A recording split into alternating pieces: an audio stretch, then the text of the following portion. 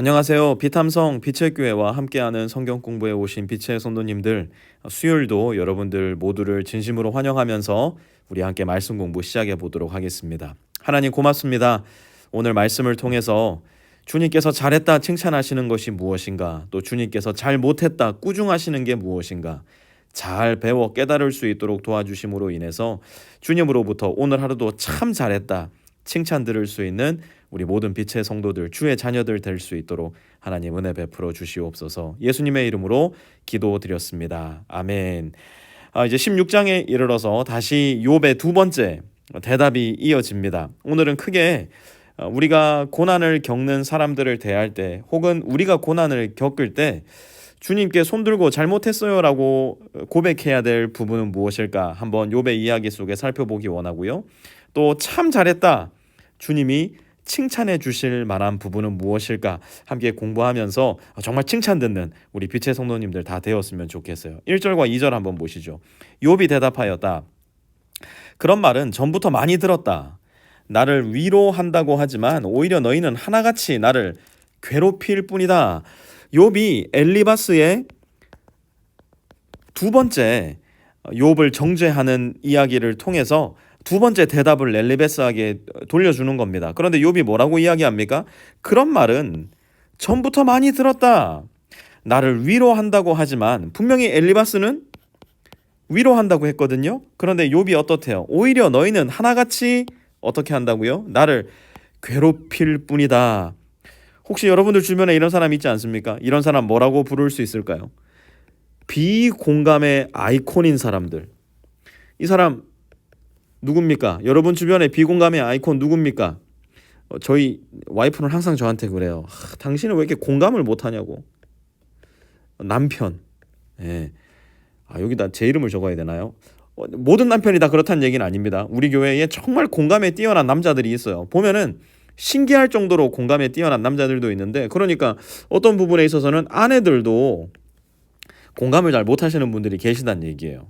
근데 저 같은 경우는 저희 아내는 저한테 그렇게 자꾸 공감을 못한다고 얘기를 하니까 남편, 그리고 또 어떤 사람이 있을까요? 여러분 직장에서 만나게 되는 이부장님, 혹시 또 진짜 이부장이 있는지는 모르겠지만, 그리고 또 우리 주변에 있는 나의 친구들, 혹은 나의 자녀, 혹은 김형제, 박형제, 구형제, 그죠? 우리 교회에서 만나게 되는 교우들, 비공감의 아이콘들이 분명히 있을 거란 말이에요. 제가 오늘은 여러분들께 여쭙고 싶은 게 그거예요. 제 아내한테도 묻고 싶은 게 그거예요. 나한테 그렇게 자꾸 비공감한다고 얘기하는데 한번 우리 다 이거 한번 물어보자고요. What about me? 여러분은 어떠셔요?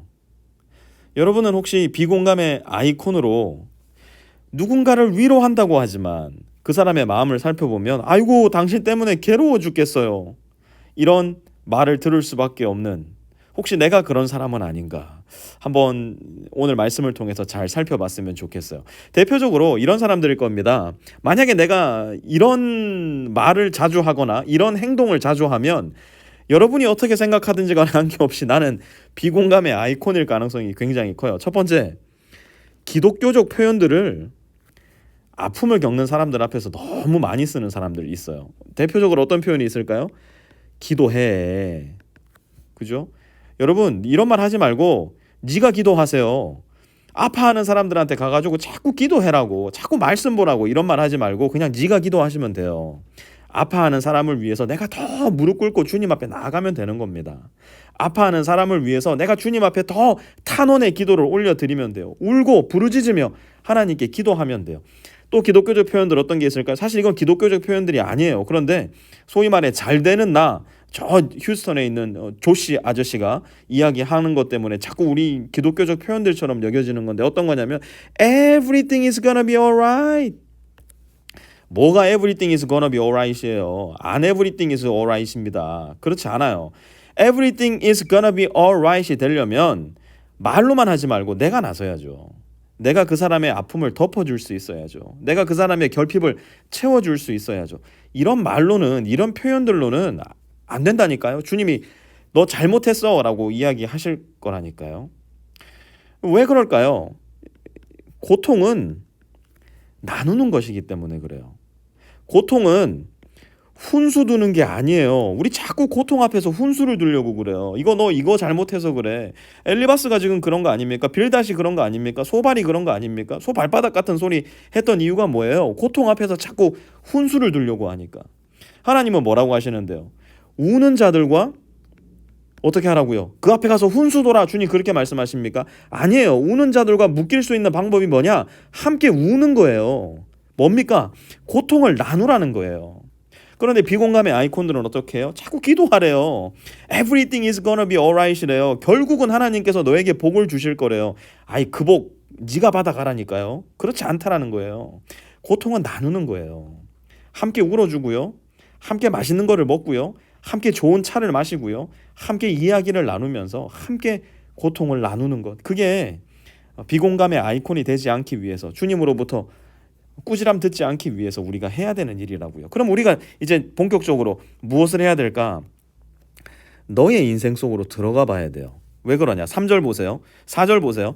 너희가 내 처지가 되면, 욥이 이야기합니다. 너희가 내 처지가 되면 비공감의 아이콘이 되지 않고 공감의 아이콘이 되기 위해서, 더 나아가 주님으로부터 참 잘했어요, 나의 자녀들이야 참 잘했어요 칭찬 들으려면 너의 인생 속으로 들어가 봐야 돼요. 너의 인생 속으로 들어가면은 뭘 알게 될까요? 첫 번째로는 쉬운 인생은 없다는 것을 알게 됩니다. 욥도 이야기하는 거예요. 나도 너희처럼 말할 수 있을 것이다. 나도 너희에게 마구 말을 퍼부으며 가엾다는 듯이 머리를 내저을 것이다. 무슨 얘기예요? 야, 네가 한번 내 인생 돼봐라. 네가 한번 나처럼 돼봐라. 이게 어디 쉬운 것처럼 보이냐? 쉬운 인생은 없다는 거. 여러분, 절대로 다른 사람의 인생을 쉽게 평가하거나 쉽게 정죄하거나 쉽게 판단하지 마세요. 아유, 나라면 저렇게 안 할 텐데. 사람들 쭉 세워놓고 여기 서서 내가 생각하는 거, 아유, 나라면 저렇게 안 해, 저렇게 안 해, 저렇게 안 해, 저렇게 안 해, 저렇게 안 해. 근데 막상 내가 이 사람의 인생 가운데 들어가 보잖아요. 그러면 이렇게 할 수밖에 없는 이유를 알게 된다니까요. 여러분들, 지금 청년들 그런 생각 하시는 분들도 계실 거예요. 결혼한 이 부부들을 보면서 아우, 나는 저렇게 안 살아야지, 난 저렇게 안 살아야지, 난 저렇게 안 살아야지 했는데, 지금 결혼하신 분들한테 가서 물어봐 보세요. 이렇게 우리가 살 거라고 생각한 사람 별로 없다니까요. 나는 결혼하면 다르게 할 줄 알았다니까요. 그런데 결혼해서 살아보니까 어때요? 우리 결혼하신 성도님들 어떻습니까? 그토록 결혼하기 전에는 이해되지 않았던 것들이 지금 이해가 되잖아요. 무슨 이야기예요? 쉬운 인생은 없더라는 거예요.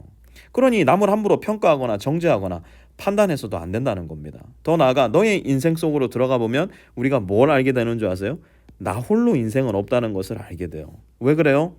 여러분, 한번 여러분의 인생을 놓고 생각해 보세요. 쉽습니까? 행복합니까? 날마다 감사로 넘칩니까? 아니요. 안 그래요. 오늘도 울고 계신 분 계시잖아요. 오늘도 가슴을 치면서 하나님 앞에, 하나님 왜 이래요? 왜 나예요? 하나님께 묻고 싶은 분들 분명히 계시잖아요. 그때 주님께서 우리에게 베풀어 주신 게 뭐예요? 우리의 이웃들이잖아요. 내가 울고 있을 때, 표현이 잘 안 되네요. 울고 있을 때 주님이 나에게 보내주신 이웃들이 있다니까요. 가장 대표적인 이웃이 누굽니까? 우리의 가족이고요. 그리고 우리의 형제들과 자매들이에요. 나 홀로 인생은 없거든요. 더 나아가, 목사님 저는 가족도 없고 형제도 자매도 없는데요. 여러분, 하나님께서는 우리에게 예수님을 보내주셨어요. 가장 가까운 이웃, 내 안으로 들어오시고 나보고 자신의 안으로 들어오라고 초청해 주시는 예수님. 나 홀로 인생은 없다는 것 하나님께서 우리에게 가르쳐 주셨고요. 내가 결코 너를 홀로 두지 않기 위해 나의 아들 예수를 보냈고, 너의 가족을 보냈고, 로컬 처치 형제들, 자매들, 브라더스 앤 시스터들을 주님께서 보내주셨다는 거 우리는 잘 기억해야 돼요. 우리가 그것을 기억하고 아픔을 겪는 사람들 곁으로 자꾸만 더 가까이 나아가려고 할 때, 고통을 두고 훈수를 두는 것이 아니라 함께 울어주고 함께 기뻐하려고 할 때 주님 우리한테 뭐라고 말하실까요? 참 잘했어요 라고 분명히 칭찬해 주실 겁니다. 오늘도 우리 주변에는 아픔을 겪는 사람들이 있을 거예요. 주님께 칭찬을 들으려면요, 너의 인생 속으로 들어가십시오. 기독교적 표현들 여러분 입에서 좀 잠깐 잠궈버리고요, 고통을 나누시는 연습을 한번 해보셔요. 그러면 주님 분명히 우리 모든 빛의 성도들에게 말할 겁니다. 참 잘했어요. 우리 이 칭찬 들을 수 있는 오늘 하루의 인생 살아갈 수 있기를 주님의 이름으로 부탁드립니다. 하나님 고맙습니다. 오늘 말씀 가운데 주님께서 우리에게 잘했다 칭찬하실 만한 것이 무엇인지, 혹은 주님 앞에 잘못했다 고백해야 될 만한 것이 무엇인지 가르쳐 주셔서 감사를 드립니다. 오늘 말씀 잘 기억해서 오늘 하루를 다 살아낸 후에 침대에 들어가는 그 시간, 주님으로부터 참 잘했어요 칭찬 들을 수 있는 우리 되게 하여 주시고, 오늘과 같은 하루가 모이고 또 모여서 결국 주님의 얼굴과 얼굴을 맞대어 보는 그 순간, 참 잘했다, 수고하고 착한 나의 종아, 나의 자녀야 칭찬 들을 수 있는 우리 모든 빛의 성도 될 수 있게 주님 은혜 베풀어 주옵소서. 예수님의 이름으로 기도드렸습니다. 아멘.